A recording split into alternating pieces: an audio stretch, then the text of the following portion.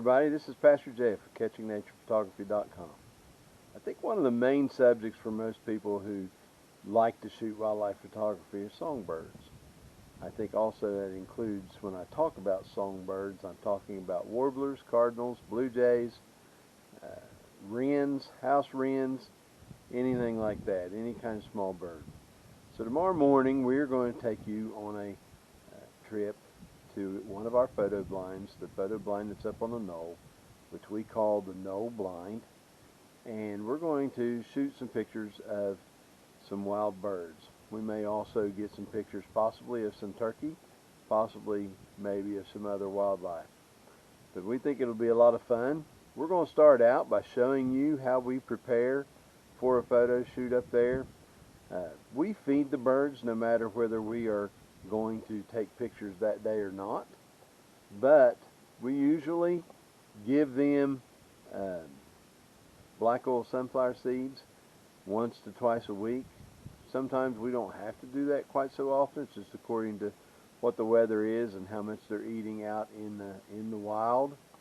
We also put out some soot for woodpeckers and the like.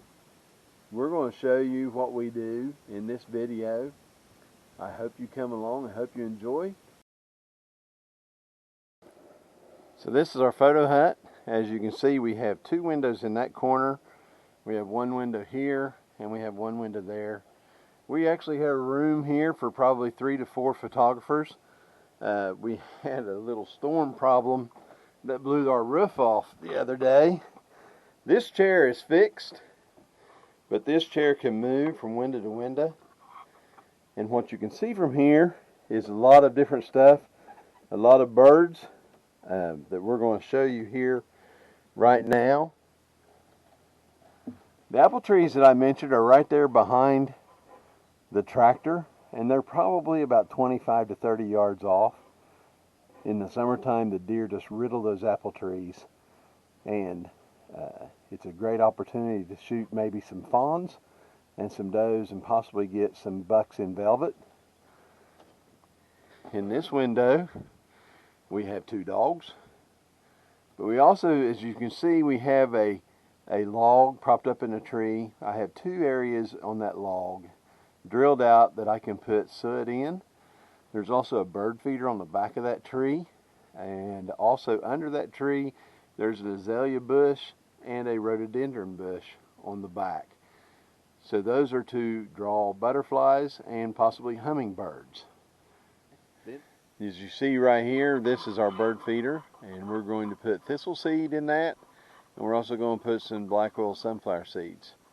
Then we're going to put a upland bird wildlife block right over here, and then we are also in this log that's propped up in a tree. I have a couple of places cut into that, drilled into that, to where I can put some soot for the woodpeckers.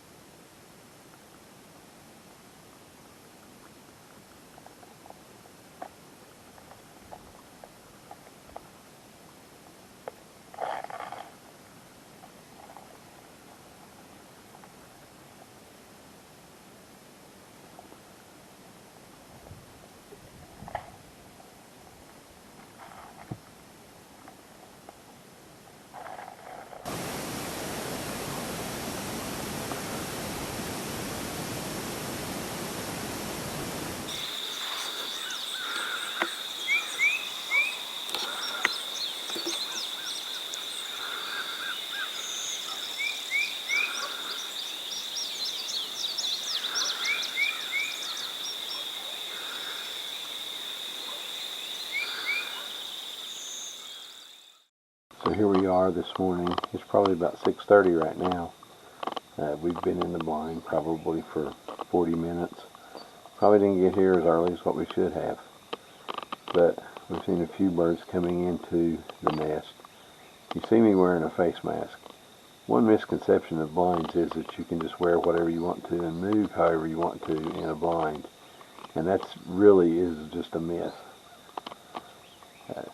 What you want to do when you're shooting any kind of wildlife photography is you want to always err on the side of concealment. If you feel like you can go into a blind and just wear street clothes, then you need to wear camouflage clothes. If you feel like you can just look around, if it's a wide open blind, I know mine has some covers and stuff on it, but if you have wide big openings, then you need to wear some kind of face mask and gloves in order to keep the birds and keep the different animals from seeing you. So I guess that's tip number one today.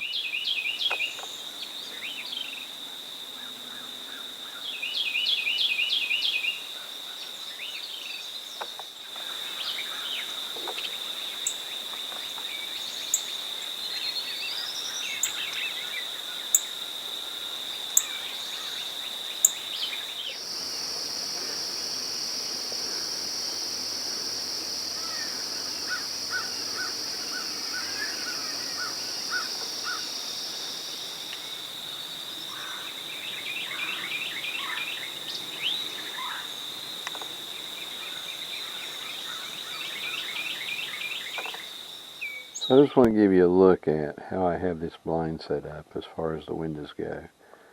As you can see, I've just got little cracks open so that I can just peek through there, hopefully without disturbing anything. But even though, just to give you an idea how important concealment is, even though I'm peeking through these little holes, there were 3 crows that landed just outside the window just a little bit ago, and all I did was turn my head and duck down a little bit, and one of them saw me and took off. That's how skittish and how aware wildlife is. It's truly amazing. Now let's go back to shooting birds.